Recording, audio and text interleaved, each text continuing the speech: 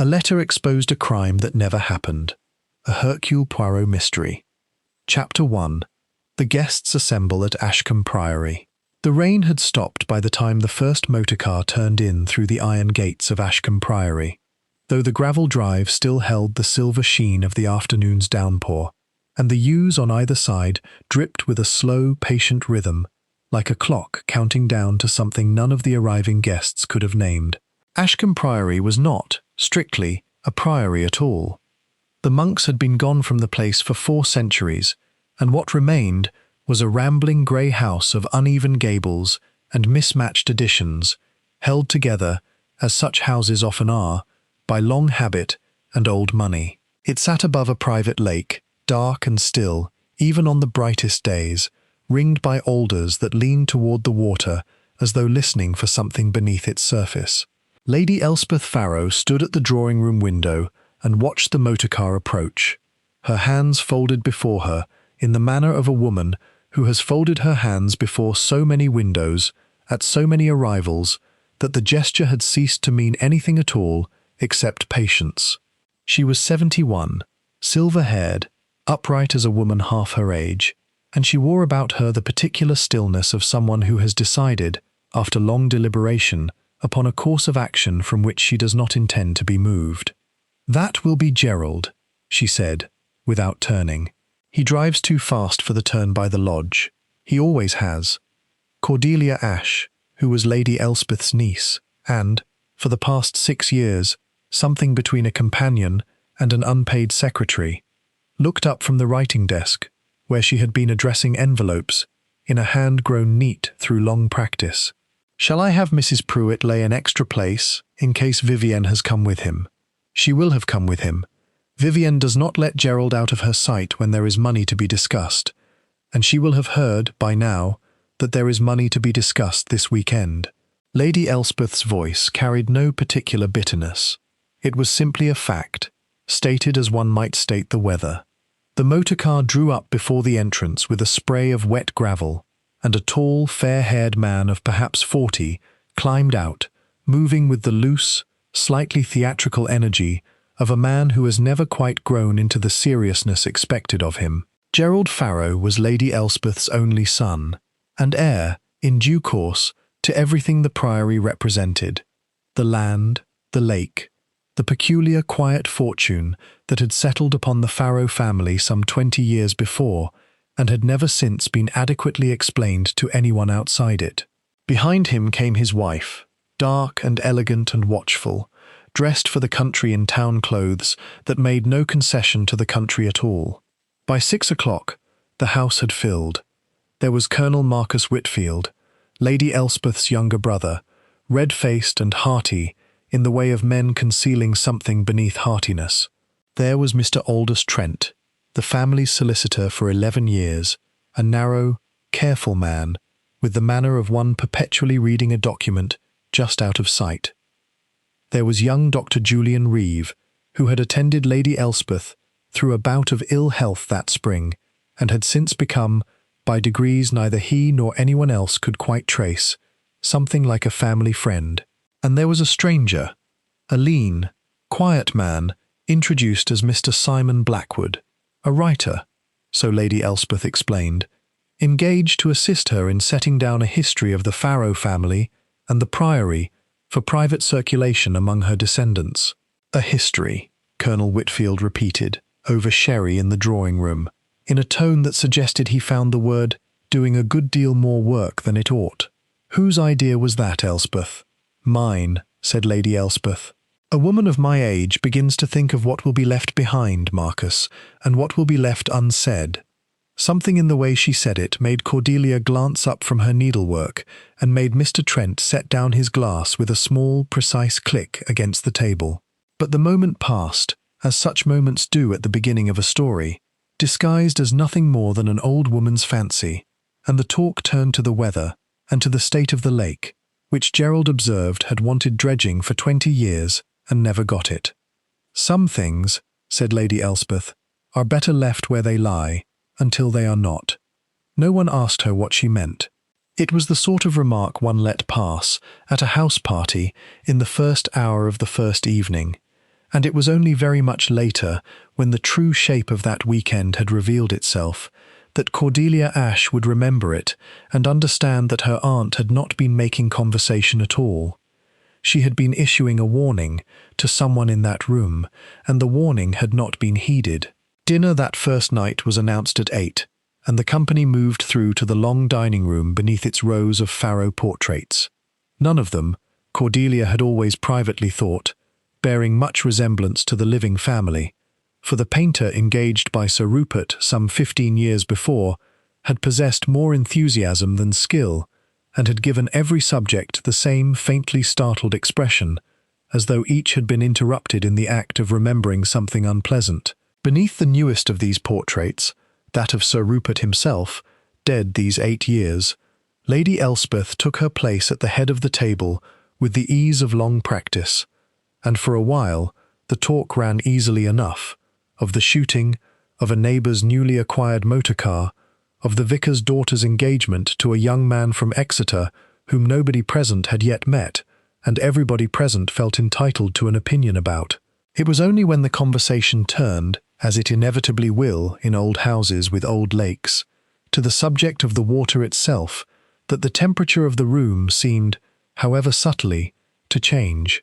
Dr. Reeve, newly arrived to the family's circle and not yet schooled in its silences, remarked that he had walked down to the lake that afternoon and found it a striking piece of water, deep for its size, and asked whether anyone swam in it during the summer months.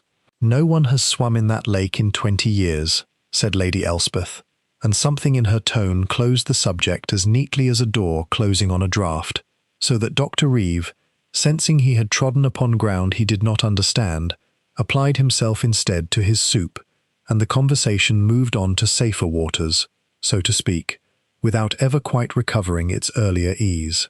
Cordelia, watching her aunt across the candlelight, thought, not for the first time that evening, though she could not have said what had put the thought into her head, that there was something in the set of Lady Elspeth's shoulders that had not been there a month before, when Cordelia had last seen her in London. A kind of held tension, carefully hidden beneath good posture and better manners, of a woman waiting for something she both dreaded and in some strange fashion seemed almost to welcome, as one welcomes the lancing of a wound that has throbbed too long beneath unbroken skin. Chapter 2. A letter arrives at dusk. It came with the second post, which at Ashcombe Priory arrived, by long custom, at 5:30, carried up from the village by a boy on a bicycle, who left the leather satchel with old Bridges, the butler, and departed again without ceremony. Bridges sorted the letters upon a silver tray in the manner he had sorted letters for 30 years, and carried them through to the drawing-room, where the party had gathered before dressing for dinner.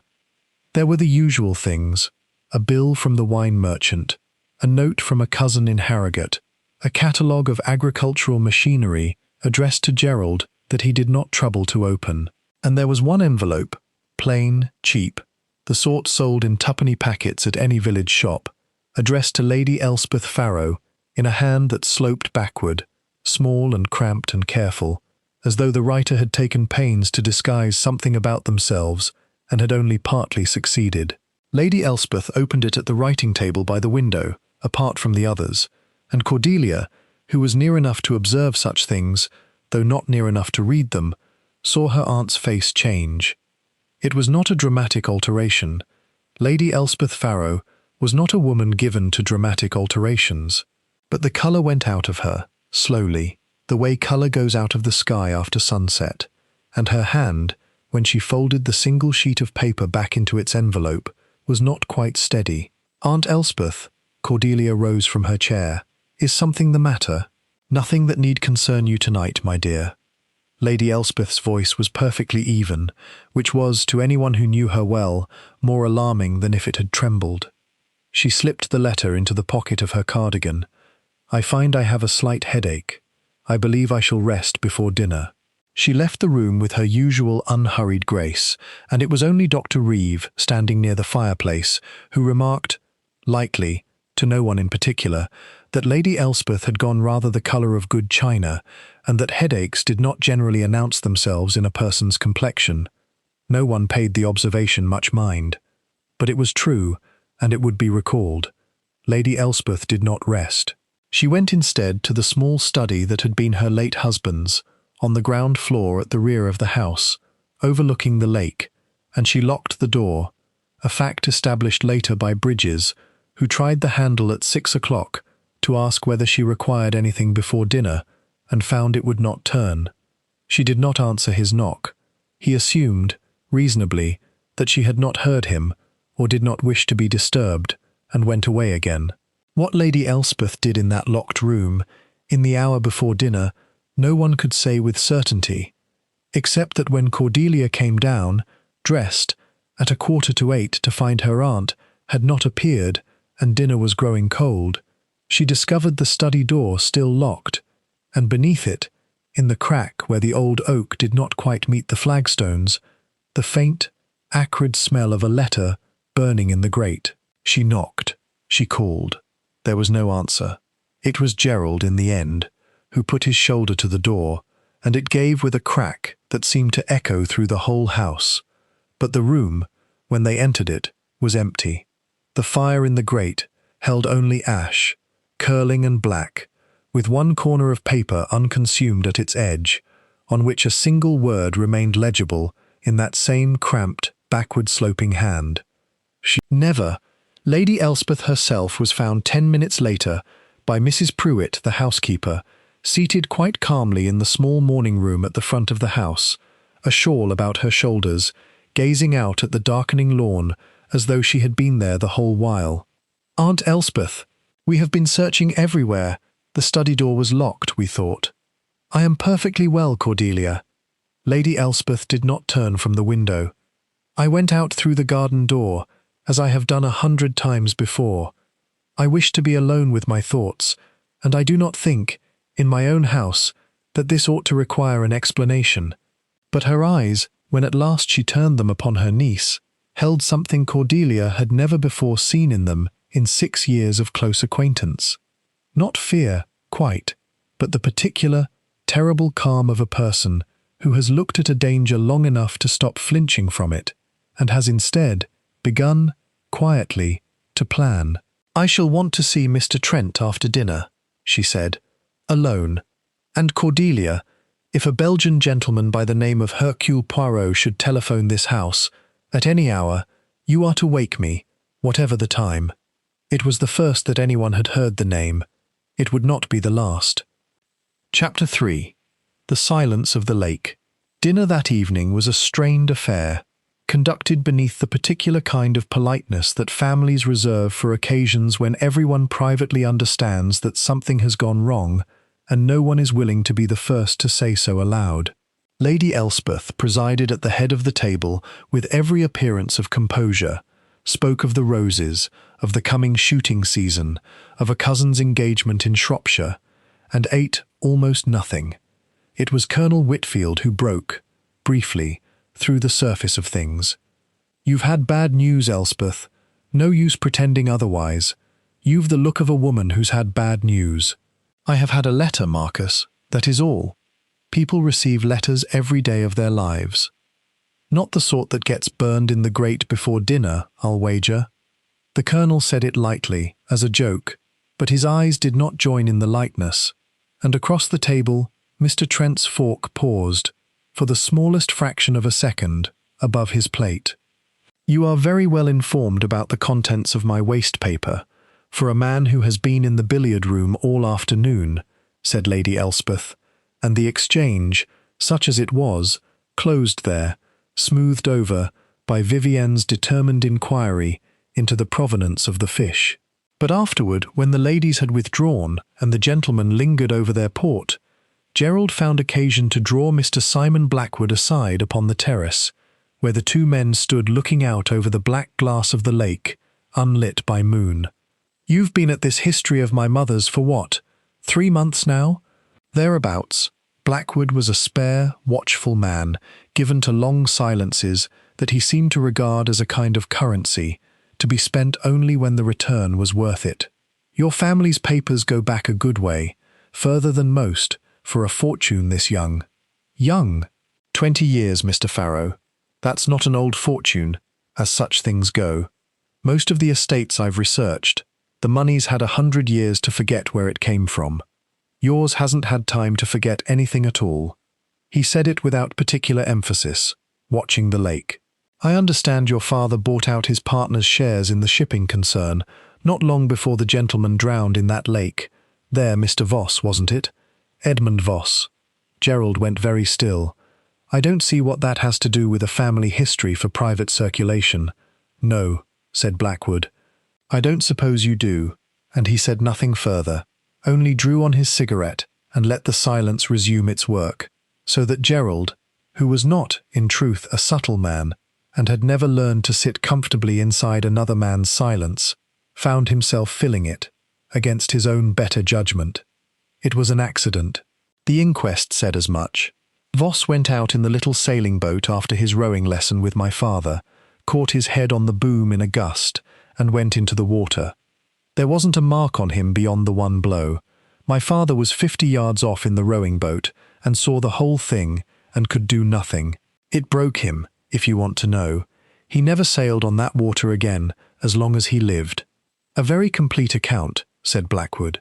"You must have heard it a good many times." "I heard it because it's true. I don't doubt that you heard it, Mr. Farrow. I said nothing about whether it's true." And with that he ground out his cigarette against the stone balustrade and went in, leaving Gerald alone upon the terrace, with the lake breathing quietly below him in the dark, and the sense, new to him and deeply unwelcome, that a stranger in his mother's house knew a great deal more about his family than a hired historian had any business knowing.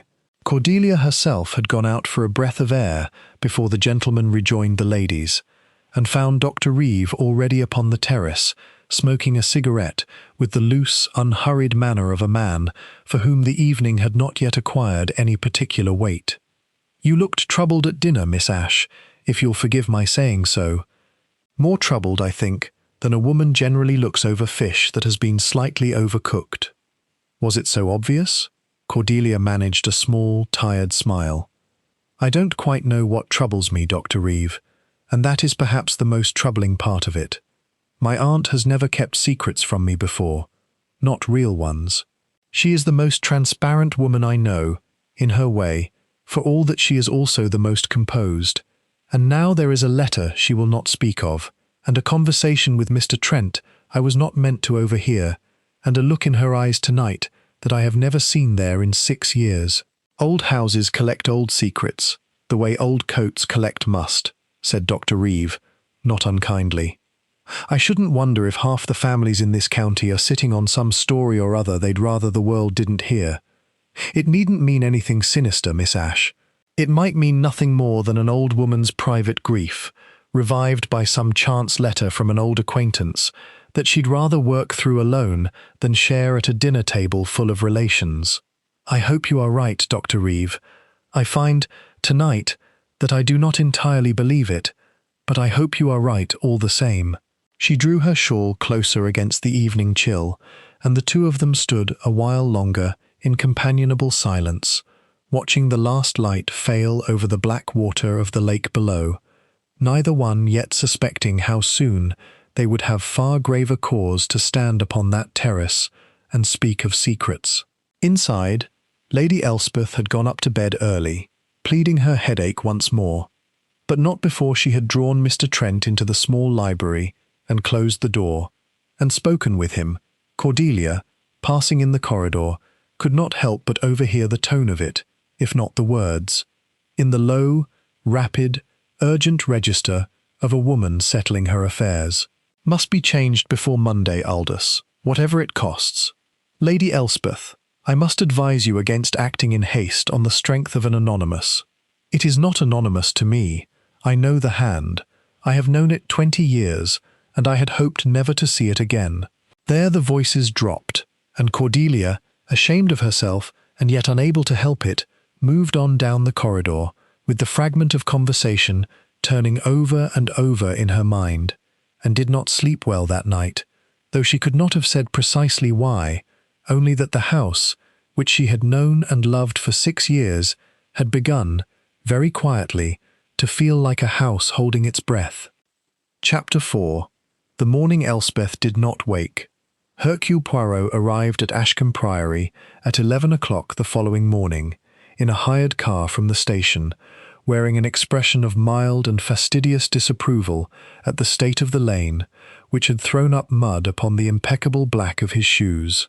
He had received, 3 days previously, a letter from Lady Elspeth Farrow, a lady with whom he was but slightly acquainted, having once assisted her late husband in a small matter of a forged signature upon a shipping contract, many years before, asking him, in terms both urgent and curiously oblique, whether he might spare a weekend to visit her in Devon, as she required the benefit of a mind that has seen a great deal of human wickedness and is not easily deceived by appearances.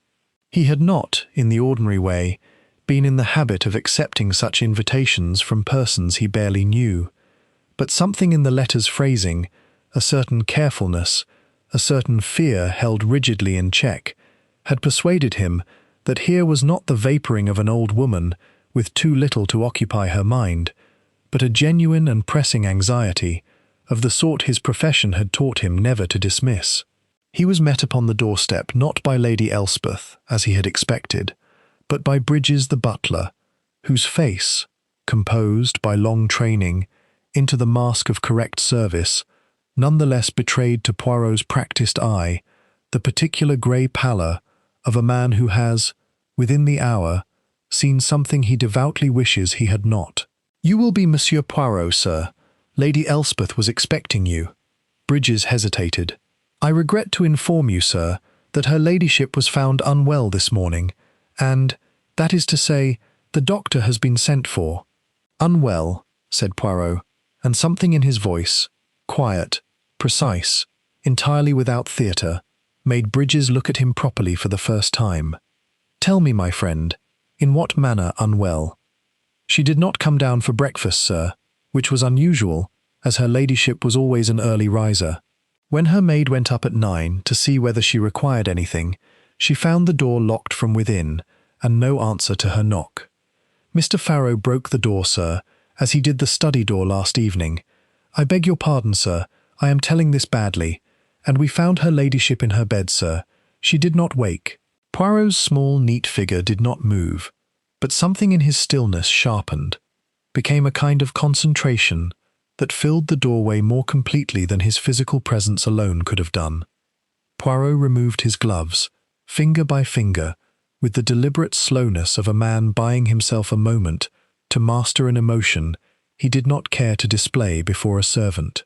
He had met Lady Elspeth Farrow only once before, many years past, in a matter concerning a forged signature, a brief acquaintance, conducted across a solicitor's table, that had left upon him nonetheless the distinct impression of a woman of unusual honesty, the sort who tells an inconvenient truth, not because it is easy, but because the alternative offends some private, immovable standard she has set for herself.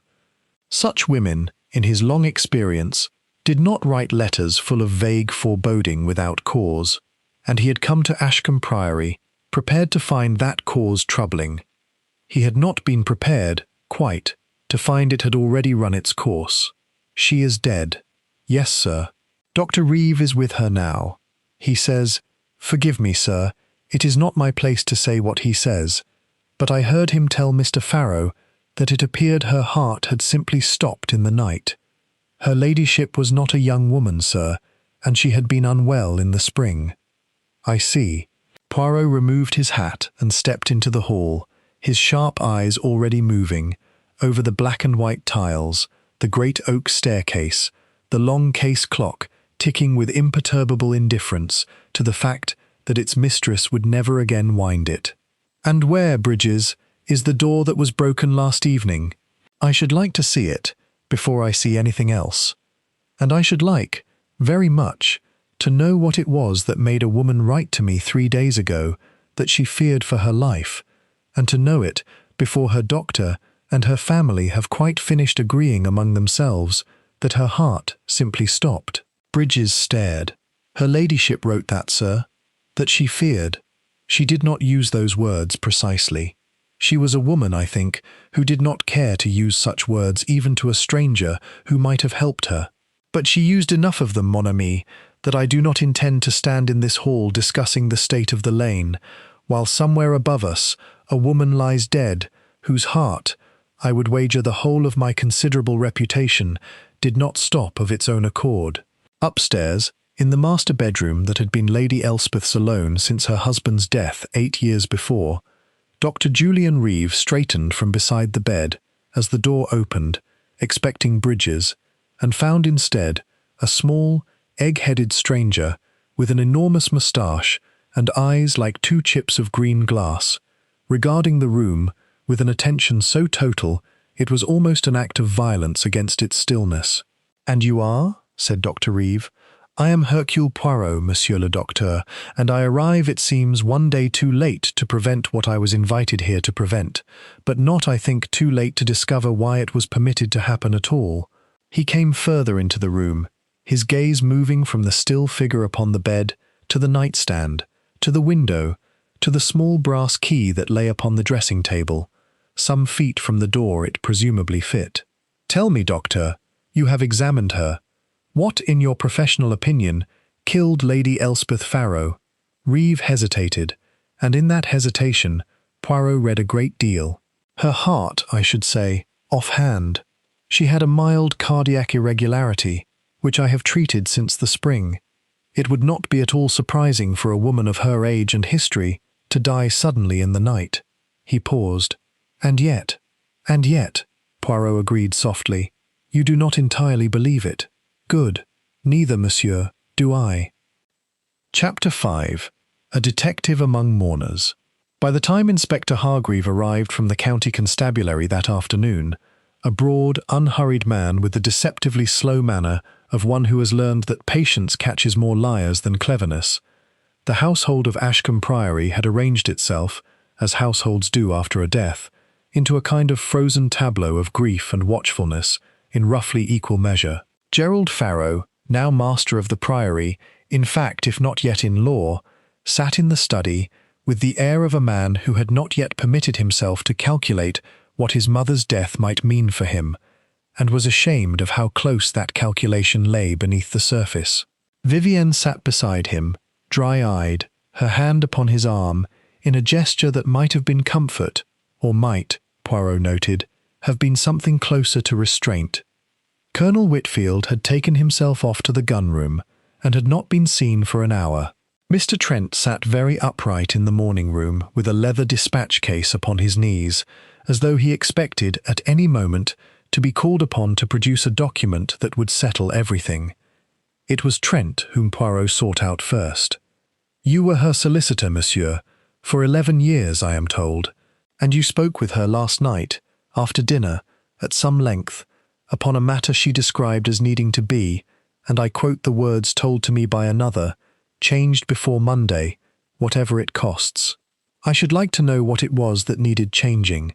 Trent's narrow face did not change expression, but his fingers tightened upon the clasp of the dispatch case. "That is a privileged communication, Monsieur Poirot, between solicitor and client, and I do not think her death alters that privilege." "Her death," said Poirot gently, "alters everything, monsieur. A privilege that protected a living woman's confidence cannot now be used to protect her murderers. You will forgive me for being blunt, but I have found, in my long experience, that blundering delicately about a body accomplishes nothing whatever except to give the guilty party more time to compose their story." "Murderer." Trent repeated the word as though tasting it and finding it bitter. "The doctor says her heart. The doctor says a great many careful things, because he is a careful man, and because he attended her in the spring, and does not wish to have failed her twice. But I did not travel from London upon a whim, Monsieur Trent. Lady Elspeth wrote to me 3 days ago in terms that make it very plain she believed her life to be in danger, from a person connected with an event some 20 years in the past. I should like to know what that event was, and I think, monsieur, that you already know." There was a long silence, in which the ticking of the morning-room clock seemed to grow very loud. "Edmund Voss," said Trent at last, quietly. You will find it in the county records if you look. A shipping man, Sir Rupert Farrow's partner in the concern that became the foundation of this family's fortune. He drowned in the lake below this house 20 years ago this coming autumn, in what was ruled at the inquest to be a boating accident. Sir Rupert bought out his shares from the widow within the month, at what I have always privately considered a price rather below their true worth, and the business prospered mightily thereafter. That is all I know of it as a matter of public record. And as a matter that is not public record, Trent's eyes met his, and something in them, not quite fear, but a lawyer's habitual caution, stretched very thin, told Poirot he had reached the edge of what the man would say, without more pressure than a first conversation could reasonably apply. As to that, Monsieur Poirot, I think you had better ask the letter. I do not have it. Lady Elspeth burned it, or most of it, the evening it arrived. But I read it before she did, or a part of it. She showed it to me last night, when she called me to the library and asked me to draw up a new will before Monday, a will that would have altered, very substantially, the disposition of this family's fortune. She did not finish telling me why. She said only that she had been wrong, for 20 years, about where the blame for something truly belonged, and that she intended, before she died, to set it right. She intended, said Poirot softly, to set it right. And instead, monsieur, she died before Monday came. I wonder, did whoever wrote that letter intend that outcome from the first? Or did they merely intend to frighten an old woman, and find to their horror or their satisfaction that fright was not the only thing they had achieved?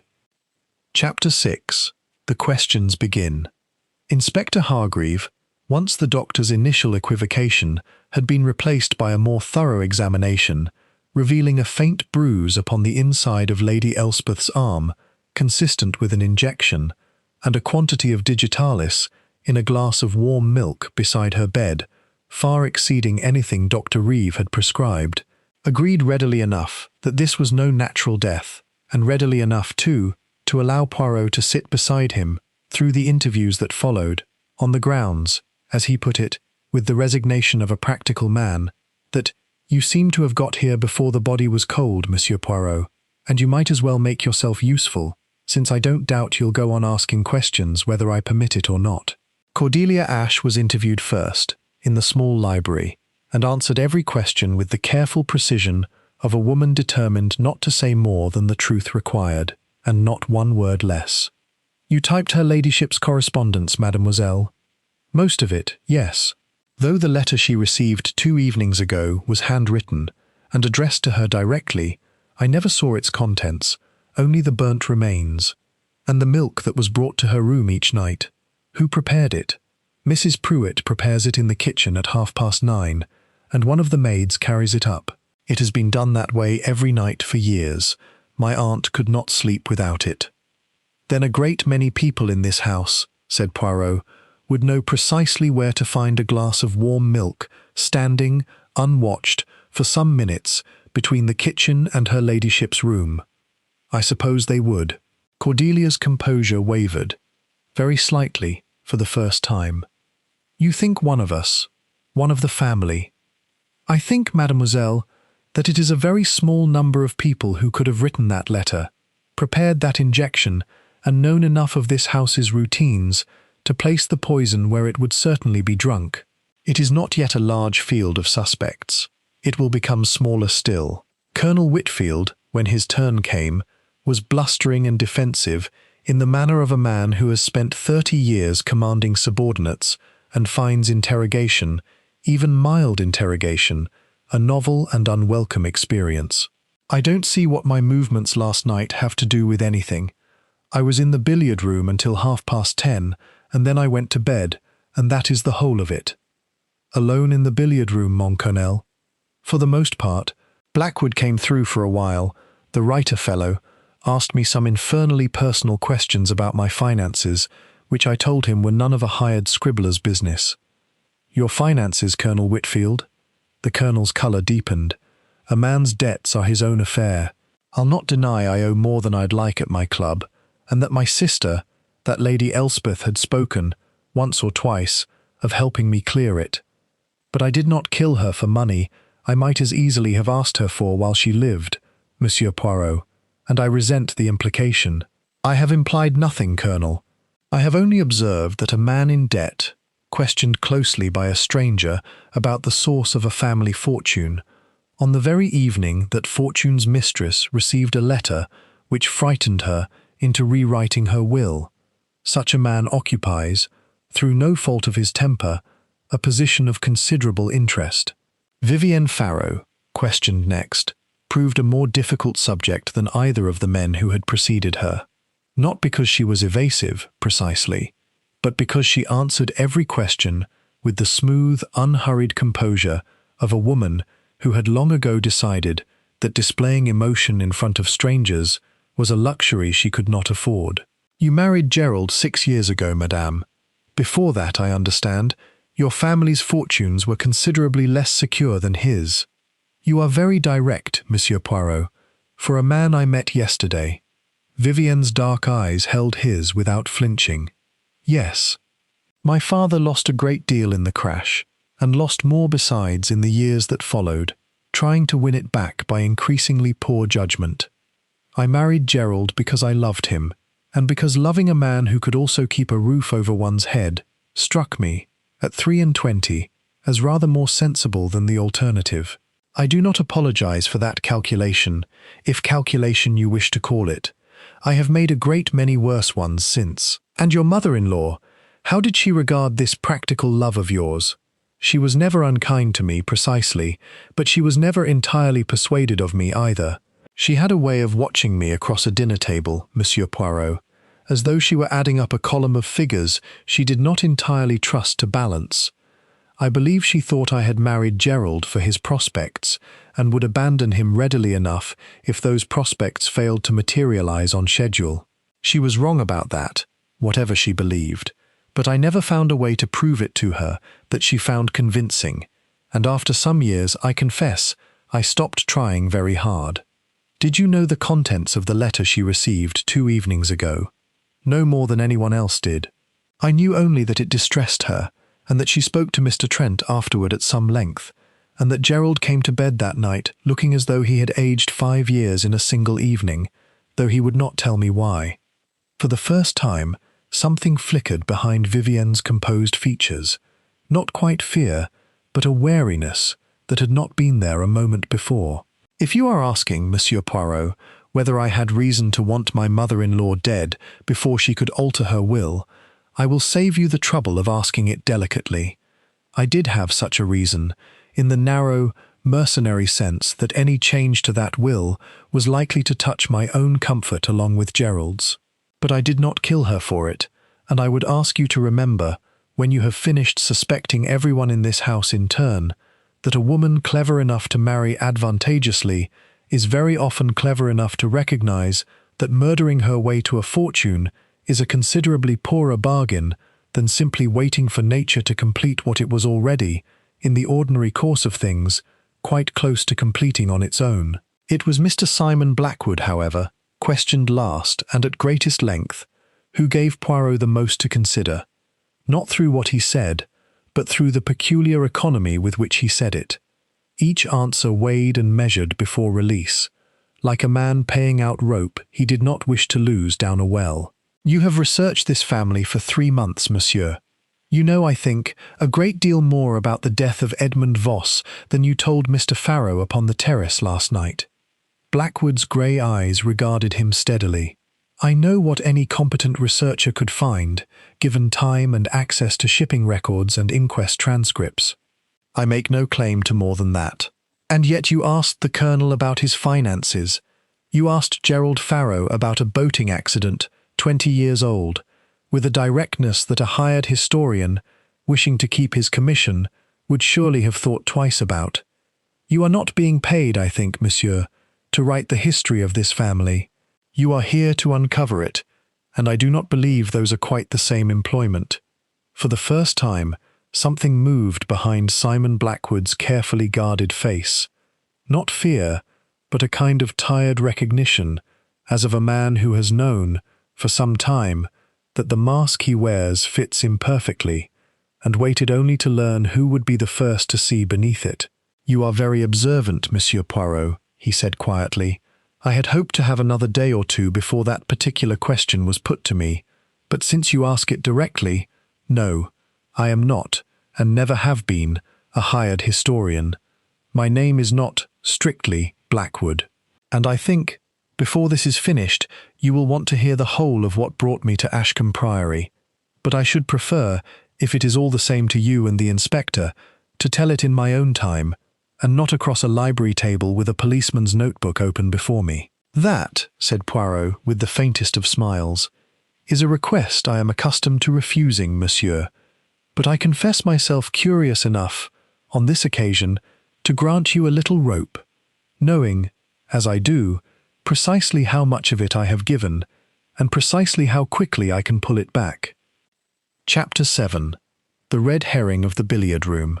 It was Gerald Farrow, of all people, who found himself, by the second evening, wearing the uncomfortable mantle of chief suspect, a development that surprised no one so much as Gerald himself, and that Poirot observed with the detached interest of a man watching a trap close upon exactly the sort of quarry it had been designed to catch. The facts, as Inspector Hargreave laid them out that evening in the study, were damning enough on their surface. Gerald stood to inherit the whole of the Farrow fortune, a fortune his mother had, on the very night of her death, been in the process of redirecting by way of a new will. He had been observed by Bridges leaving the kitchen passage at 9:15, precisely the window in which the milk stood unattended before being carried up. He had, moreover, considerable debts of his own, less openly discussed than the Colonel's, but Hargreave's inquiries in London had already begun to suggest, rather more pressing. "I was fetching a corkscrew," Gerald protested, for perhaps the fourth time, his fair face flushed and unhappy. "Bridges had mislaid the good one, and I wanted a decent claret opened properly, not butchered with the kitchen implement. Ask Mrs. Pruitt. She'll tell you I was in and out inside 2 minutes, nowhere near the milk." "Mrs. Pruitt," said Hargreave, consulting his notes, "says she stepped out to the scullery for precisely that period, and cannot swear to what happened in the kitchen while her back was turned. Then anyone might have gone near that milk. Vivienne, my uncle, that Blackwood fellow, prowling about asking his questions. Why must it be me?" "Because, monsieur," said Poirot, from the window seat where he had settled himself with the air of a man attending a play whose ending he already suspected, "you are the most obvious answer, and the most obvious answer is, in my experience, very often the wrong one, placed before us, whether by design or by accident, precisely because it is so satisfying to accept. Tell me, Mr. Farrow, did you know the contents of the letter your mother received?" "No. I told you no one saw it but her, and Trent apparently, though he swears he read only a part of it." "And yet you knew enough, upon the terrace 2 nights ago, to grow very still when Monsieur Blackwood mentioned the name of Edmund Voss." "A man does not grow still at the mention of a name he has never troubled to learn." Gerald was silent a long moment. "Everyone in this family knows the name Edmund Voss, Monsieur Poirot. It is not spoken of, precisely, but a house keeps its ghosts whether or not anyone says their names aloud. I grew up knowing there had been a partner, and that he had drowned, and that my father was never quite the same afterward. I did not need a letter to tell me that. I have known it since I was a boy of 12, listening at a door I ought not to have been listening at." "And what," said Poirot softly, "did you hear, at that door, Mr. Farrow, when you were a boy of 12? The question hung in the room like smoke. "I heard my father weeping," Gerald said at last, very low, "which I had never heard before, and never heard again. And I heard my mother say to him, I did not understand it then. I have turned it over in my mind 1,000 times since, and never been sure I understood it. I heard her say, 'It is done now, Rupert, and cannot be undone, and I will not have you weep for a man who would have ruined us both.' That is all. I was 12 years old. I did not know what it meant. I am not entirely sure I know now." Inspector Hargreave, to his credit, wrote nothing down for a long moment, only watched the young man's face with the flat, patient attention of a policeman who has learned to recognize when a witness is telling the truth, precisely because the truth does him no good at all. "That," said Poirot quietly, into the silence that followed, "is either the most damning thing you could have told us, monsieur, or the most important clue in this entire affair. And I confess that at this hour I am not yet certain which. But I will say this. A guilty man, planning his defense in advance, does not offer up a sentence that implicates his own mother in whatever happened on that lake 20 years ago. He keeps such things buried, as this family has kept them buried for 2 decades. That you have not done so tells me a great deal about you, Mr. Farrow, and very little of it points, I think, toward the gallows." Chapter 8. Old Wounds, Freshly Opened. That night, unable to sleep, Poirot took himself down to the small study at the rear of the house, the room whose door had been broken twice now in 2 days, first by grief and then by murder, and sat for a long while in Sir Rupert Farrow's old chair, turning over in his mind the fragments that had been given to him. A letter, cramped and backward-sloping, that spoke of a crime the writer insisted had happened, though the world had long ago agreed it had not, or rather, had agreed it was an accident, which came, in the law's eyes if not in a guilty conscience's, to very much the same thing as a crime that never was. A woman who had lived 20 years believing one truth about her husband's partner's death, and who had, in the space of a single evening, resolved to overturn that truth entirely, at whatever cost to her own family's fortune. A son who had, as a boy, overheard his mother speak words that made no sense to an innocent child, and a great deal too much sense to a suspicious man. "It is done now, Rupert, and cannot be undone, and I will not have you weep for a man who would have ruined us both."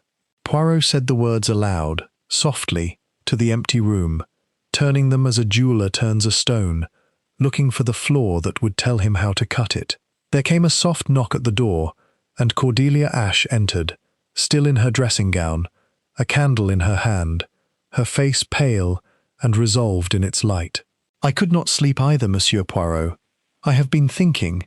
There is something I did not tell the inspector, because I was not entirely certain of its importance, and because it concerns my aunt in a way I did not wish to speak of before strangers with notebooks. Sit, mademoiselle. I find, always, that the things a witness is reluctant to say are precisely the things I am most anxious to hear."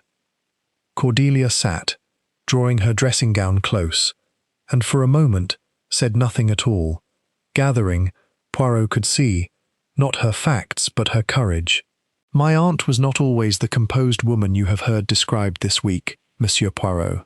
When I first came to live here, 6 years ago, after my own parents died, she suffered, for a period of some months, from a kind of nervous affliction. She would wake in the night convinced she heard someone at the lake shore. She would not go near the water after dark, not once, in all the years I have known her, though the lake is the prettiest part of this whole estate, and she had loved it once, or so Bridges tells me. I asked her, once, quite directly, why she feared it so, and she told me only that some things a person carries alone, because sharing them changes nothing except the number of people who must carry the weight. "And you believe," said Poirot gently, "that this fear concerned Edmund Voss?" "I believe it must have. What else in this family has ever come from that lake but grief?" Cordelia's eyes, in the candlelight, were bright with an emotion Poirot could not immediately name. Grief, certainly, but something harder beneath it, something that might, in time, become anger. "Monsieur Poirot, I loved my aunt. Whatever she did, or knew, or failed to say, 20 years ago, she did not deserve to die frightened, alone, in her own bed, with a murderer's hand upon the very glass she trusted to bring her comfort. I do not care, very much, what old sin this uncovers. I care that whoever poisoned that milk is sitting at this house's table tonight, accepting condolences, and I should like very much to know their name before another night passes." "That," said Poirot, rising and moving to the window, where the lake lay black and silent beneath a moon now emerging from cloud, is a sentiment I share entirely, mademoiselle, and I begin to believe that the answer lies not so much in who stood to gain by Lady Elspeth's death this week, as in who could not afford to let her speak of what happened on that water 20 years ago. Those, I think, may not be the same person at all, and it is in the gap between them that I expect to find our murderer standing, quite comfortably, and quite certain that no one has thought to look there. Chapter 9. The discrepancy in the ink. The morning brought with it a discovery that Poirot had, in truth, been expecting since his first sight of the burnt fragment retrieved from the study grate.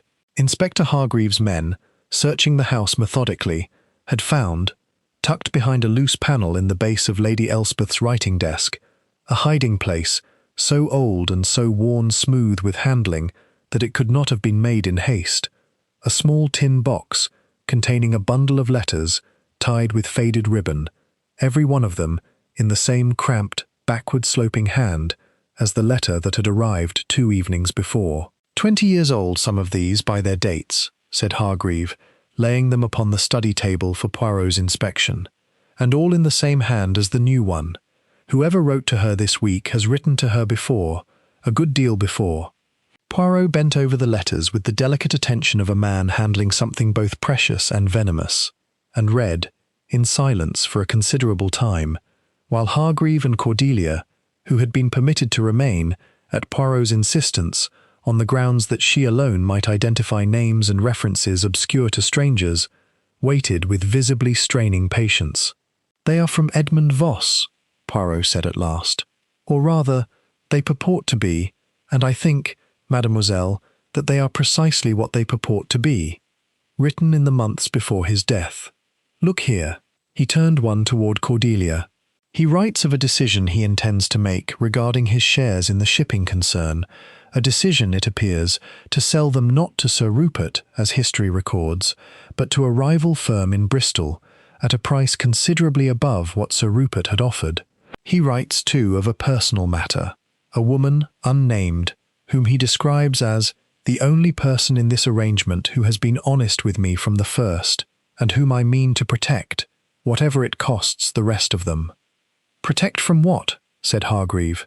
"That, Inspector, is precisely the question I intend to answer before this day is finished." Poirot set down the letter and drew out, from beneath the ribbon, one final sheet, newer than the rest, its ink darker, its paper less yellowed, and Cordelia, looking over his shoulder, gave a small, sharp intake of breath. "That is the hand from the letter my aunt received 2 nights ago. I would know it anywhere now. I have been staring at that burnt fragment in my mind since it happened." "Yes," said Poirot slowly. "And observe, mademoiselle, observe closely, that it is not, in fact, quite the same hand as the older letters, though it has been written to resemble them very closely. The slope is a fraction more pronounced. The crossing of the letter T comes a fraction higher. A forger, copying an old correspondent's hand from these very letters, might achieve such a resemblance, close enough to deceive a woman who had not seen that hand in 20 years and trusted her memory of it, but not close enough to deceive a man who has spent a professional lifetime examining forged signatures upon shipping contracts." He looked up, and his green eyes, for the first time since his arrival at Ashcombe Priory, held something like satisfaction, the particular, cold satisfaction of a hunter who has, at last, found the true trail beneath a false one laid deliberately across it. The letter that frightened Lady Elspeth into her fatal change of will was not written by Edmund Voss, Inspector, for the excellent reason that Edmund Voss has been dead 20 years and cannot hold a pen. It was written by someone who possessed these old letters, studied their hand with great care, and used them to construct a message designed to look as though a dead man had risen to accuse the living. That is not the act of an outraged son seeking honest justice, however sympathetic his cause. That is the act of a very calculating person indeed, one who understood precisely how much fear an old woman's guilty conscience could be made to carry, and who was prepared, I think, to let that fear do work that a more scrupulous hand would have hesitated to attempt directly. "You think Blackwood wrote it," said Hargreave. "Forged it from these old letters to frighten her." "I think," said Poirot, "that Monsieur Blackwood is not nearly so simple a villain as that theory would make him. And I think, Inspector, that it is time we asked him, very directly, exactly how he came to know so much about a man who died 20 years before he can have been much more than a schoolboy himself." Chapter 10. The Writer Who Was Not a Writer. Simon Blackwood received the summons to the study with the resigned composure of a man who had known, since the moment Poirot first spoke his true occupation into doubt, that this hour would come, and had spent the intervening days not in dread, but in preparation. "My name," he said, before Poirot could frame the first question, "is Simon Voss. Edmund Voss was my father. I was 4 years old when he drowned in that lake, and I have no memory of him at all beyond a single photograph my mother kept upon her mantelpiece until the day she died, of a lean, laughing man in a rowing costume, squinting into a sun that has long since set on whatever happiness that photograph pretended to capture. Cordelia, who had been permitted to remain, made a small sound, quickly suppressed. Hargreave's pencil had gone still upon his notebook. "My mother," Voss continued, "never accepted the verdict of that inquest. She said, until the day she died, that Edmund Voss was the finest sailor she had ever known, that he could no more have been struck by a boom in an ordinary gust than a fish could drown in the sea, and that Sir Rupert Farrow's convenient purchase of his shares within the month told its own story to anyone with the wit to listen. But she had no proof, Monsieur Poirot, only a widow's certainty, which the world does not trouble itself to credit, particularly when the widow is poor and the man she accuses has grown rich and respectable in the years since. She died believing it, and unable to prove a word of it, and I grew up in the shadow of that unprovable belief, in rooms a good deal smaller than any at this house, wondering whether the fortune that built Ashcombe Priory had been built, in some part, upon my father's blood. "And so," said Poirot quietly, "you came here, 3 months ago, under a false name, to find the proof your mother never could." "I came here to find the truth, Monsieur Poirot, whatever shape it took. I am not ashamed of that, whatever else you may think of my methods." Voss's grey eyes were steady. "I found, in the course of my research, through old shipping records, through conversations with villagers who remembered more than the family perhaps supposed, that my father had, in the weeks before his death, arranged to sell his shares not to Sir Rupert, but to a rival firm, at a price that would have cost the Farrow family a controlling interest in the very concern that made their fortune. I found, too, that he had been engaged in what my mother had always hinted at, but never named outright, an affair, or the beginnings of one, with a woman close to the family, a woman he described in a letter to his own solicitor, which I obtained by means I will not trouble to justify to a policeman, as the only honest thing in this whole rotten arrangement." "And who," said Poirot very softly, "was that woman, Monsieur Voss?" "I did not know when I came here. I know now." He looked, for the first time, toward the door, as though the answer stood beyond it, and he could not quite bring himself to speak it into the room. "It was Lady Elspeth herself, not Sir Rupert, who loved my father's fortune enough to kill for it, Monsieur Poirot, though I believe he profited from the death readily enough, and asked few questions about its convenience. It was his wife who loved my father, and who, I believe, though I cannot yet prove it beyond the letters I sent her, copying my father's hand as closely as I could manage from his own old correspondence, in the hope of frightening a confession from whoever had truly caused his death 20 years ago. I believe it was Lady Elspeth's own hand upon the oar that struck him, in a quarrel on that lake that had nothing to do with shipping shares, and everything to do with a woman who could not choose between the safety of her marriage and the danger of loving a man who was not her husband." The silence that followed was absolute. "You forged those letters," said Hargreave heavily, "to accuse a woman of murdering your father, and within 2 days of receiving the first of them, that same woman was murdered in her bed.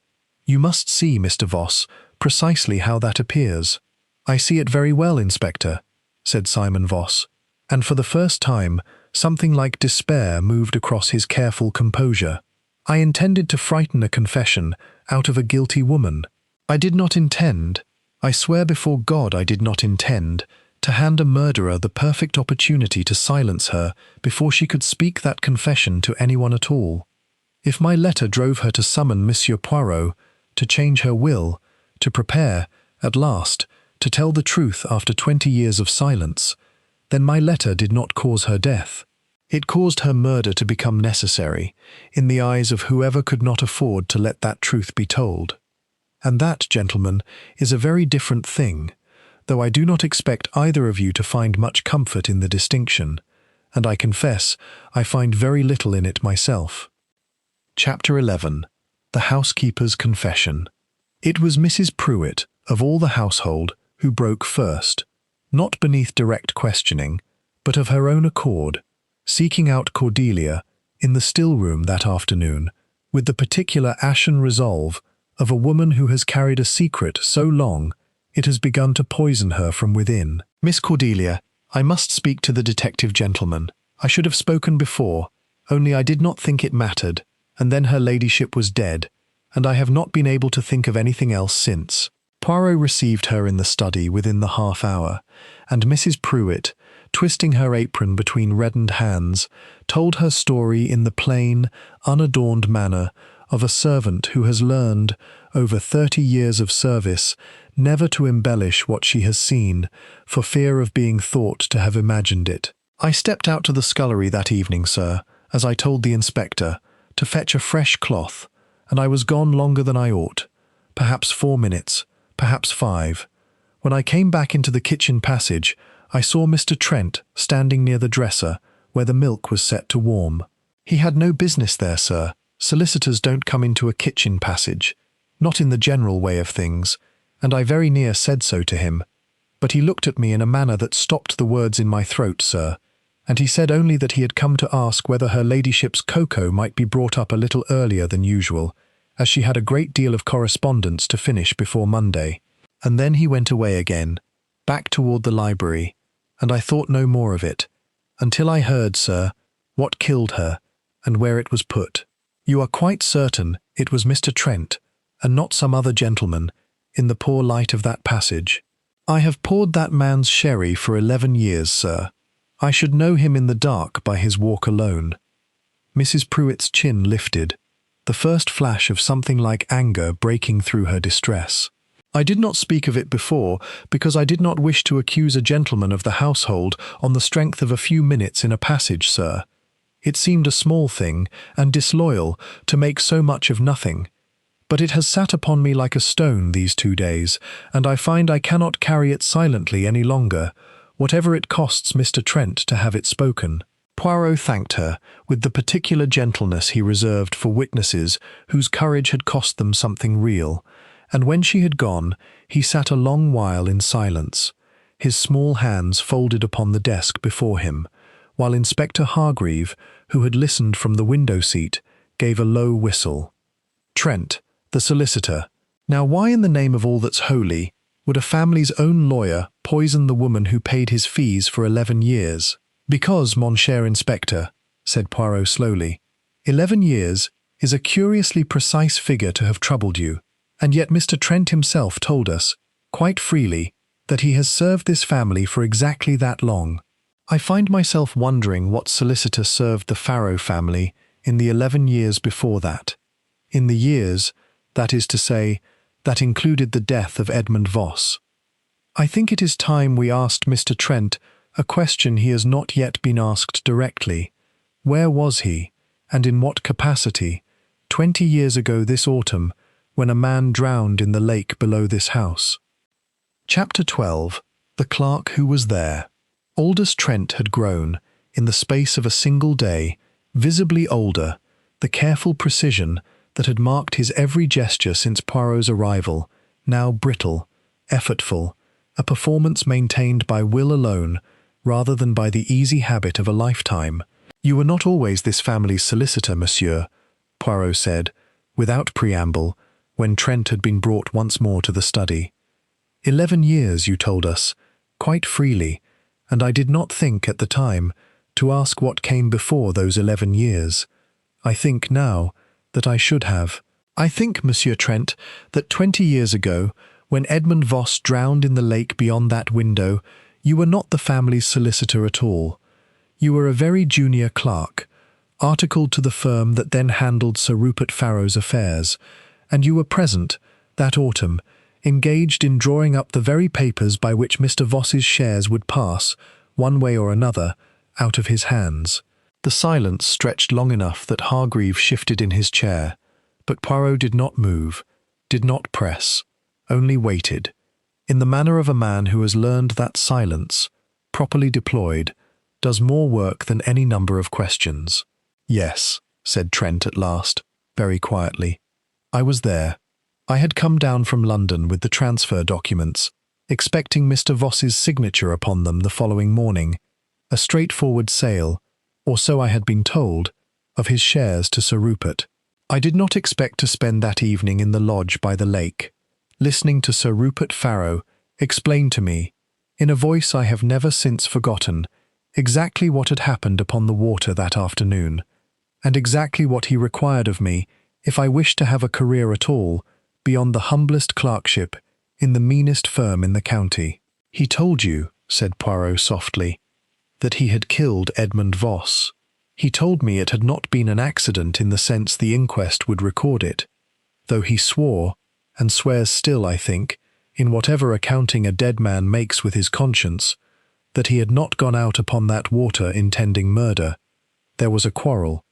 Voss had told him, that very afternoon, of two things Sir Rupert had not known until that hour: that he intended to sell his shares to a rival firm in Bristol rather than to Sir Rupert at all, ruining the business Sir Rupert had spent a decade building, and that he had, in the months previous, become, closer than a business partner ought to become, to Sir Rupert's own wife. Sir Rupert struck him with the oar, in fury, meaning I believe only to silence him, not to kill him, but the blow caught him wrong, and he went into the water, and did not come up again in time for Sir Rupert to reach him. And you," said Hargreave, "helped him cover it." I altered the account I gave the local doctor of the boat's position when I arrived at the lodge that evening. I said I had seen it from the window, further out than it truly was, in a way that supported the boom-strike theory the inquest ultimately favoured. It was a small lie, gentlemen, a few words, easily said, impossible ever since to unsay. And in exchange, when I had finished my articles, Sir Rupert saw to it that I was made junior partner in a firm that handled the family's business, and in time, when old Mr. Ferris retired, that the whole of the Farrow legal affairs came to me alone.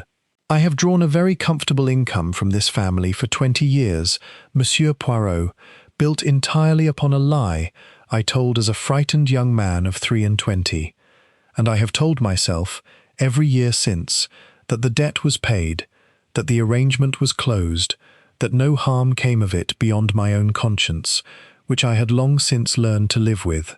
Until, said Poirot, Lady Elspeth resolved, this week, to open the account once more.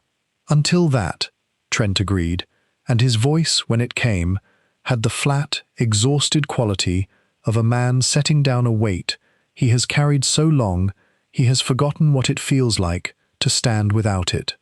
She told me, in the library, that Simon Voss's letter had convinced her the time had come to tell the whole truth, not merely of the drowning, but of everything that had followed it, including, she said, the arrangement with young Mr. Trent, which I have known of for 20 years and been ashamed of for nearly as long. She meant to provide for Simon Voss out of the estate, to make a full accounting to the family, and to have the firm's handling of the estate's finances independently audited by a solicitor of her own choosing, beginning Monday. I do not think, gentlemen, that I need explain to you what such an audit would have found, or what it would have cost me, not merely my livelihood, but very possibly, given how the sums have grown over 20 years, my liberty as well. And so, said Poirot, very gently, into the silence that followed, you went to the kitchen passage that evening, Monsieur Trent, on the pretext of a question about cocoa, and you did, what a frightened young clerk had once merely lied to conceal, and became, at the last, exactly the thing you had spent 20 years lying to avoid becoming. Chapter 13. A Denial and a Dispatch Case. But Trent, having confessed to 20 years of concealment, drew back sharply from the final accusation, as a man will draw back from the edge of a cliff, even after admitting he has walked the whole path that leads to it. "I did not kill her." His voice, which had been hollow with resignation a moment before, sharpened now with something closer to desperation. "I have told you everything, gentlemen, that I have kept hidden for 2 decades, and I do not deny that it gives me a motive any court would recognize. But I did not put poison in that milk. I asked Mrs. Pruitt whether the cocoa might come up early, because I hoped, God forgive me, I hoped only to gain myself a few more hours to think, to prepare some way of managing what her ladyship intended, before Monday's audit made ruin of everything I had built. I am a coward, Monsieur Poirot, and I have been one for 20 years. But a coward is not of necessity a murderer, and I will not hang for a crime merely because I have already confessed to a lesser one." "That," said Poirot, "is a fair distinction, monsieur, and I do not dismiss it lightly. A man may lie to protect himself from ruin, and stop short of killing to protect himself from exposure. The 2 crimes require rather different qualities of nerve. But I think, before we accept your protestation, that we had better examine your dispatch case, which you have carried into every room of this house since the inspector arrived, and set down beside you always within reach, as a man sets down a thing he does not trust himself to leave unwatched." Trent's hand moved, involuntarily, toward the case upon the table beside him, and the gesture told Hargreave everything his words had not. "Open it if you please, monsieur," said Poirot, not unkindly. "Or Inspector Hargreave will open it for you, and I think you would prefer, at this stage, to preserve what little dignity remains to you." With hands that had begun, at last, to shake, Trent unfastened the case and drew out, from beneath a sheaf of legal papers, a small glass bottle, half empty, of the tincture of digitalis prepared, as its faded apothecary's label showed, for a cardiac patient. One Colonel M. Whitfield, dispensed some 18 months previous by the village chemist for a heart condition the colonel had mentioned to no one but his own physician, and, evidently, to his solicitor, in the course of updating his will. "I did not put that there," Trent said, but his voice had gone very small. "I swear to you, I did not." "I believe you did not put the empty bottle where it now sits, monsieur, in the sense that I do not think you carry a poisoned decanter about the house for pleasure," said Poirot. "But I think you know very well how it came to be there, and I think, if you continue to deny what your own case has just revealed, you will only delay by a few unpleasant hours a confession you have already, in every particular, but the final and most terrible one, already made to us freely." Trent said nothing at all. His face had gone the colour of old paper, and his eyes, when they lifted at last to meet Poirot's, held the particular blankness of a man who has run out, entirely, of places left to hide. Chapter 14. Poirot gathers the household. That evening, at Poirot's request, the whole household assembled in the drawing-room, where, 4 evenings before, Lady Elspeth Farrow had spoken idly of things better left where they lay, until they were not. The fire had been lit against the evening chill, and the assembled company, Gerald and Vivienne, Colonel Whitfield, Cordelia, Dr. Reeve, Simon Voss, and, seated apart from the others under the watchful eye of a constable, Aldous Trent, waited in a silence broken only by the small, steady sounds of the fire, while Poirot stood before the mantel with the air of a man about to conduct an orchestra through a piece he had, at last, fully understood. "I was invited to this house," he began, "by a woman who believed, quite mistakenly as it now transpires, that a crime she thought had never truly happened, a boating accident, ruled so by an inquest 20 years ago, was in fact a murder she herself had committed. She believed this, mes amis, because a letter arrived, purporting to come from beyond the grave, accusing her of exactly that crime, in a hand copied with great care from old correspondence she had kept, foolishly perhaps, but understandably, for 2 decades. That letter was not written by a ghost. It was written by Mr. Simon Voss, son of the drowned man, who came to this house under a false name to learn, at last, the truth his mother had died believing and never proving. Simon Voss did not move, his grey eyes fixed upon some point beyond the window. His letter accused the wrong person, though not perhaps entirely without justice. For Lady Elspeth was not innocent of what happened 20 years ago, only innocent of the one act she had spent 2 decades believing to be her own. Edmund Voss did not die by her hand. He died by her husband's, in a quarrel provoked by jealousy and by business both at once. A single blow, struck in fury rather than in calculation, that Sir Rupert Farrow neither planned nor, I believe, ever fully forgave himself for delivering. But a killing struck in fury is a killing nonetheless, and what came after it was very far from mere misfortune. It was concealment, purchased with silence, and silence, mes amis, is very rarely given freely. It is bought. He paused, and let his gaze travel, slowly and deliberately, across every face in the room. Gerald's tense and unhappy, Vivienne's guarded, the Colonel's flushed with an emotion that might have been relief, or might have been dread, Dr. Reeves professionally composed, Cordelia's pale and watchful, Simon Voss's carefully unreadable, before he continued, in the manner of a man who understands that the pause itself is a kind of instrument, tightening the silence in the room until every listener leaned, however unwillingly, a fraction closer. I do not say this to prolong anyone's discomfort beyond what is necessary, but because I have found, in a long career, that the truth loses something essential when it is delivered all at once, like a parcel dropped upon a table. It must be unwrapped layer by layer, so that each person present may see clearly not only what happened, but why it was permitted to happen, and who, at each stage, might have stopped it and did not.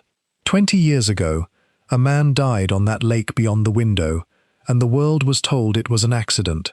That was the first small untruth in this affair, and it was not, strictly, Lady Elspeth's untruth to tell, though she carried the weight of it as though it were, for 20 years, out of a loyalty to her husband that I confess I find easier to understand than to entirely admire. He turned, and his gaze settled upon Trent. It was bought from a frightened young clerk of 23, sent down from London with transfer papers, who found himself, on the worst night of his professional life, presented with a choice between honesty and advancement, and who chose, as many young men have chosen before him, and will choose again, advancement. He altered his account of what he had seen.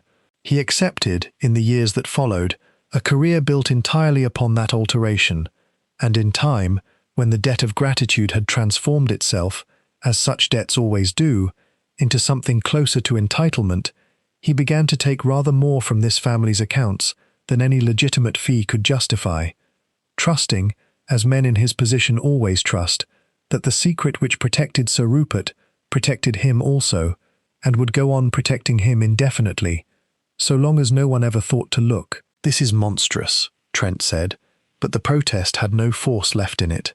"Lady Elspeth thought to look, monsieur. That is the whole of your crime's cause, and the whole of your crime's consequence." She resolved, upon receiving a letter that named her as her own husband's murderer, that the time had come to tell the truth in full, not to punish herself, for I think she had punished herself quite sufficiently for 20 years already, but to make what restitution she could to Simon Voss, and to have her family's affairs, including yours, monsieur, examined honestly at last.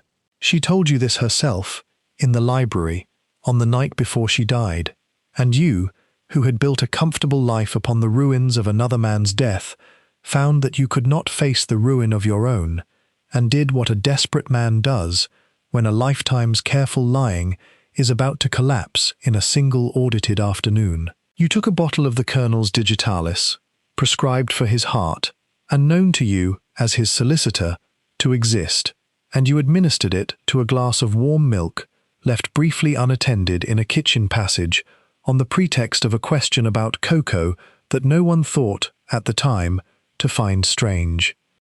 Chapter 15. The Reveal. "How can you know," Colonel Whitfield burst out, half rising from his chair, "that it was my bottle, and not some other?" "Because, Colonel, the bottle found in Mr. Trent's dispatch case bears the apothecary's label with your name upon it, and because your physician has confirmed, this afternoon by telephone, that he dispensed exactly such a tincture to you 18 months ago, in a quantity that, checked against what remains, is short by precisely the amount that a fatal dose would require. You mentioned your heart condition to Mr. Trent, I think, when he last revised your own will, a small, private confidence between a gentleman and his solicitor, of the kind such men exchange every day without a thought that it might, one day, furnish a murderer's instrument." The colonel sank back, the fight gone out of him as quickly as it had risen. "But a bottle alone does not hang a man," Poirot continued, turning back to Trent, whose composure had entirely deserted him now, his narrow face slack with the particular exhaustion of a man who has, at last, stopped performing innocence because he no longer has the strength for the performance. "It was the burnt letter that told me where to look for it. When Lady Elspeth destroyed the forged letter in her study grate, one fragment survived, a single word, 'never,' which puzzled me a great deal until I understood its true context. It was not, I think, part of the accusation at all.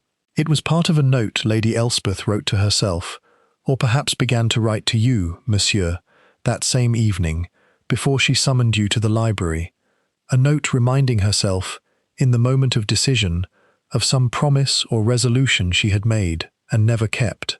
I believe the fuller sentence, had it survived the fire, would have read something very close to, 'I should never have let this arrangement continue so long,' for that is precisely the sentiment a woman in her position, confronting 20 years of silence at last, would naturally commit to paper before confronting the man who had profited most from that silence." "You cannot know that," Trent said, "but it was the protest of a drowning man clutching driftwood, not a genuine denial." "No," Poirot agreed, "I cannot know it with the certainty of an eyewitness, monsieur, and I do not pretend otherwise. But I do not need to know the exact wording of a burnt letter to know what the physical evidence tells me beyond dispute, that the poison which killed Lady Elspeth Farrow came from a bottle in your possession, prescribed to a man whose private medical history was known to you through no channel but your professional relationship with him, and that you were seen, by a servant with no reason whatever to lie, standing beside the very milk that carried that poison to her room, at the very moment it stood unattended. You have already told us, with your own mouth, that you had every reason in the world to fear what Monday's audit would reveal. Means, motive, and opportunity, Monsieur Trent, are not proof beyond the shadow of every doubt. But when all three converge upon a single narrow, trembling man in a single narrow, trembling hour, I find that the shadow of doubt grows very thin indeed, and I do not think, when Inspector Hargreaves' men have finished their further inquiries into your firm's accounts these 20 years past, that it will grow any thicker." Trent's head sank into his hands, and when he spoke again, his voice was barely more than a whisper, but in the silence of that drawing-room, every person present heard it. "I did not mean for it to come to this. I meant only to buy myself time, a week, a fortnight, long enough to move what could be moved, to prepare some explanation. I told myself, standing in that passage with the bottle in my pocket, that I was only frightening her, only delaying the audit, that surely a woman of 71 would not be so easily—" He stopped. "That is a lie too, isn't it? I knew precisely what that dose would do. I have simply spent 4 days refusing to say so, even to myself." "Yes, monsieur," said Poirot quietly, "I believe you have." Chapter 16. What remained when the truth was told. Inspector Hargreave took Aldous Trent away within the hour, the constable's hand firm upon his arm, and the household that remained sat for a long while in the drawing-room, saying very little, each person occupied, Poirot thought, watching them from his place by the mantel, with the private work of rearranging 20 years of assumed history into a shape that could be lived with. It was Gerald who spoke first, addressing himself to Simon Voss with the awkward, unpracticed sincerity of a man who has never before had occasion to apologize for a sin not strictly his own. My father did a terrible thing to yours. I don't know what can possibly be said to answer for it, after so long, but I should like you to know that whatever my mother intended, the provision for you, the restitution, I mean to see it carried out in full, and gladly, whatever the lawyers who come after Trent may advise me, is strictly required. I did not come here for money, Mr. Farrow, said Voss, though not unkindly. I came for the truth my mother died without. I find I have it now, and I find, rather to my own surprise, that I do not hate you for your father's crime, any more than I would wish to be hated for the manner of my seeking it. We are neither of us responsible for what was done 20 years before either of us had much say in anything. And yet, said Cordelia softly, my aunt spent every one of those 20 years responsible for a silence that was never truly hers to keep. I think that is the saddest part of all this, Monsieur Poirot. She did not kill Edmund Voss. She only loved him, once, and then spent the rest of her life paying for a crime that was her husband's, not her own, right up until the very letter that should have set her free from that burden, instead delivered her into her death. That, mademoiselle, said Poirot gently, is very often how guilt operates in a house such as this one. It does not confine itself neatly to the person who earned it. It spreads, like damp through old stone, into every room that stands near enough to absorb it. Lady Elspeth was not a murderer, but she was, I think, a woman who understood very well the weight of complicity, of silence kept for love or for fear, or for the simple, human wish to protect a family from a truth too terrible to survive its telling. She carried that weight bravely, in her own way, for 20 years, and in the end she chose, at real cost to herself, to set it down. That she did not live to see the consequence of that choice is a tragedy, but it is not, I think, a failure. She died doing, at last, the honest thing, and I have known a great many people, in a long career devoted to the study of human wickedness, who never managed that much. Colonel Whitfield, who had said very little since his own bottle of medicine had been produced as the instrument of his sister's death, cleared his throat roughly. I owe you an apology, Poirot, for my temper this week. A man doesn't take kindly to being questioned about his debts when his sister lies dead upstairs. But I'm glad it wasn't. He stopped, unable to finish the sentence, and Poirot inclined his head in acknowledgement of a gratitude too raw yet to be spoken plainly. You owe me no apology, Colonel. Grief and suspicion make poor companions for good manners, and I have long since ceased to expect the one where the other is present in such quantity. Outside, the lake lay quiet in the last of the evening light, its surface unbroken by wind, holding, as it had held for 20 years, the memory of a violence no inquest had ever recorded truly. And Poirot, looking out at it through the drawing-room window, reflected that water, of all the elements, keeps its secrets longest, precisely because it offers, on its surface, nothing but a perfect and untroubled calm. Chapter 17. The grey cells at rest. Poirot left Ashcombe Priory the following morning, in the same hired car that had brought him, though the mud upon its wheels this time seemed to trouble him a good deal less than it had 4 days before. Cordelia Ashe walked with him to the door, her face pale still, but composed in a manner that suggested a young woman who had, in the course of one terrible week, discovered a strength she had not previously had occasion to test. I keep thinking, Monsieur Poirot, of the letter's word, the one that survived the fire. Never. You told them all it was likely the beginning of a private resolution. Do you truly believe that? Or did you say it only to close the case tidily before the inspector's men? Poirot smiled, the small, precise smile of a man who does not often permit himself to be caught in a moment of professional theatre. A little of both, mademoiselle, if I am honest, and I find at the end of a case that honesty costs nothing and often clarifies a great deal. I believe your aunt's note said something very like what I suggested. But I will tell you what I believe with rather more certainty, which is this.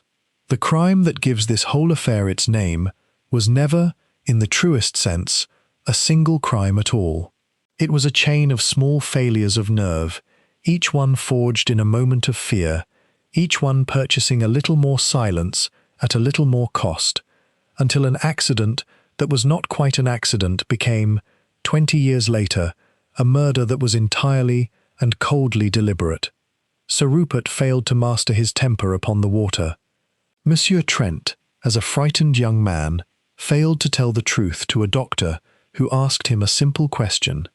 Your aunt failed, for 2 decades, to find the courage to speak what she knew, though I do not judge her harshly for it, for very few of us discover such courage before we are given no other choice. And when at last she did find it, when the letter arrived that should have been the beginning of an ending, rather than an ending in itself, it was that same chain of old, compounding cowardice that reached back to silence her one final time. And the letter that started it, Simon's forgery, was that not also a kind of small crime, forged from a good enough intention? It was, mademoiselle, and I have said as much to him plainly, for a lie remains a lie, whatever justice it hopes eventually to serve. But I think a man who spends his life uncovering one truth, however clumsily, occupies a different moral country from a man who spends his life burying one, and I find, when I weigh the two, that I have considerably more sympathy for the excavator than for the man with the shovel turned the other way. He settled his hat upon his head with the fastidious care he brought to every small ceremony of his appearance. The little grey cells, mademoiselle, are not so very mysterious an instrument as people like to believe. They require only that one be willing to look at what is actually before one, rather than at what convenience or kindness or long habit would prefer to see there. Your aunt looked, at the very end, and paid for the looking with her life. I think, when you remember her, you might choose to remember that, not the 20 years of silence, but the 4 days in which she finally broke it. He climbed into the car, and Cordelia stood upon the steps of Ashcombe Priory and watched it turn out through the iron gates and down the lane, past the lake that had kept its secret for 2 decades and would now, at last, be permitted to lie quiet with the truth fully told above it, rather than merely rumoured beneath its surface. Behind her, the house waited, older, sadder, and in some small essential way lighter than it had been a week before. The way any house grows lighter when a truth long buried in its walls is finally allowed to walk out through the front door in the plain light of an ordinary morning, and does not come back. She thought, standing there upon the steps with the sound of the departing car fading down the lane, of her aunt's words that first evening at dinner. Some things are better left where they lie, until they are not, and understood, at last and fully, that Lady Elspeth had known even then, before any letter arrived, that her own hour of reckoning was approaching, and had spoken those words not as a warning to anyone else at that table, but as a kind of private bargain struck with herself, a promise she had, in the end, at whatever cost, kept. The Priory would pass to Gerald now, and in time, Cordelia supposed, to whatever children he and Vivienne might have, and the lake below would go on lying still and dark beneath its ring of alders, exactly as it had for centuries, before any pharaoh had ever built a house upon its shore, indifferent to the griefs and confessions it had witnessed, keeping no accounts of its own. But the house itself, she thought, turning at last to go back inside, would remember, not with the guilty, whispering silence of the 20 years just past, but with something closer to peace. The particular peace that comes only after a long carried weight has finally, however painfully, been set down and named aloud. The end.